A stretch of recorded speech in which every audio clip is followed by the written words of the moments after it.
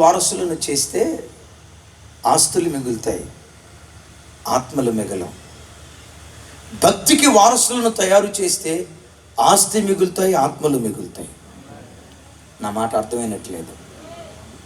నా మాట అర్థమైందా? నీలో ఏ భక్తి ఉందో, నీలో ఏ విశ్వాసం ఉందో, నీలో ఉన్న ఆ విశ్వాసపు వారసత్వం నీ పిల్లల పిల్లలకు, నీ పిల్లల పిల్లలకు నువ్వు అందించగలిగే శక్తివంతుడిగా దేవుని కొరకు నువ్వు బ్రతకాలి. అబ్రహామును గూర్చి ఏమని రాసి ఉంటుంది? విశ్వాసులకు తండ్రి, విశ్వాసులకు తండ్రి, ఫాదర్ ఆఫ్ ఫెయిత్ అని అబ్రహామును గూర్చి రాసి ఉంటుంది. విచిత్రం ఏంటో తెలుసా? అబ్రహాము కుమారుడు ఇస్సాకు అబ్రహామును మించిన భక్తిపరుడు. తనకంటే మించిన భక్తిపరుణ్ణి అబ్రహాము తయారు చేయగలిగాడు. క్రైస్తవ తల్లిదండ్రులారా, ఓ దైవజనుడిగా నా గుండెల్లో ఉన్న ఒక బాధ నేను చెప్తాను, గుండెల్లో ఉన్న వేదన ఒకటి చెప్తాను. ఓ డాక్టర్ కొడుకు డాక్టర్ అవ్వగలుగుతున్నాడు, ఇంజనీర్ కొడుకు ఇంజనీర్ అవ్వగలుగుతున్నాడు, కలెక్టర్ కొడుకు కలెక్టర్ అవ్వగలుగుతున్నాడు, ఎమ్మెల్యే కొడుకు ఎమ్మెల్యే అవ్వగలుగుతున్నాడు, ఎంపీ కొడుకు ఎంపీ అవ్వగలుగుతున్నాడు, మినిస్టర్ కొడుకు మినిస్టర్ అవుతున్నాడు, సీఎం కొడుకు సీఎం అవుతున్నాడు, పిఎం కొడుకు పిఎం అవ్వగలుగుతున్నాడు. కానీ భక్తిపరుని కొడుకు భక్తిపరుడు కాలేకపోతున్నాడు. తల్లి కన్నీటి ప్రార్థనా పరురాలు, ఆ తల్లి కడుపున పుట్టిన బిడ్డ పట్టుమని మోకరించి 10 నిమిషాలు కూడా మోకరించి ప్రార్థన చేయలేని భక్తిహీనత. ఆ తండ్రి సంఘంలో సంఘ పెద్ద.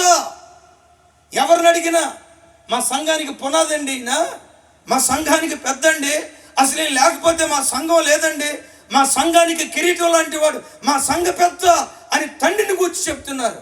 తండ్రి ఏమో సంఘానికి పెద్ద, తండ్రి ఏమో సంఘంలో పెద్ద, కొడుకేమో తాగుబోతుల సంఘానికి పెద్ద.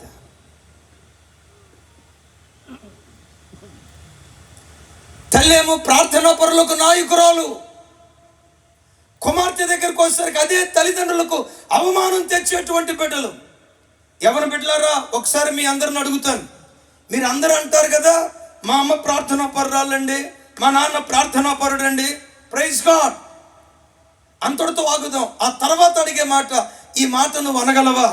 మా అమ్మ మీద ఏ ప్రార్థనాత్మ ఉందో, మా నాన్న మీద ఏ ప్రార్థనాత్మ ఉందో, అదే ప్రార్థనాత్మ నా మీద కూడా దేవుడు కుమ్మరింపజేశాడండి. నేను అలాంటి ప్రార్థనా పరురాలనండి.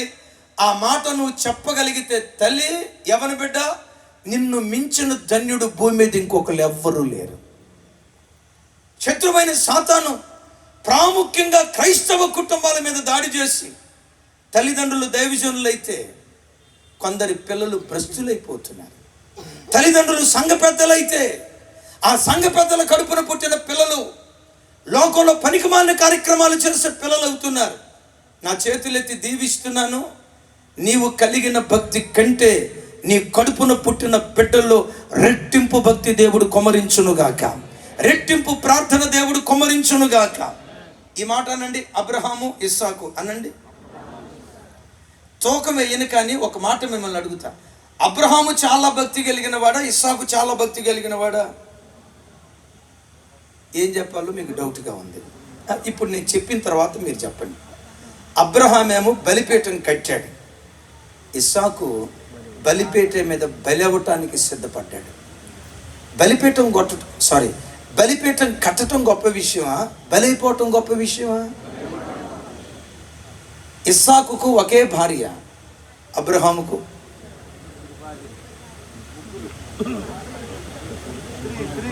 హాగరమని కూడా కలపండి సార్.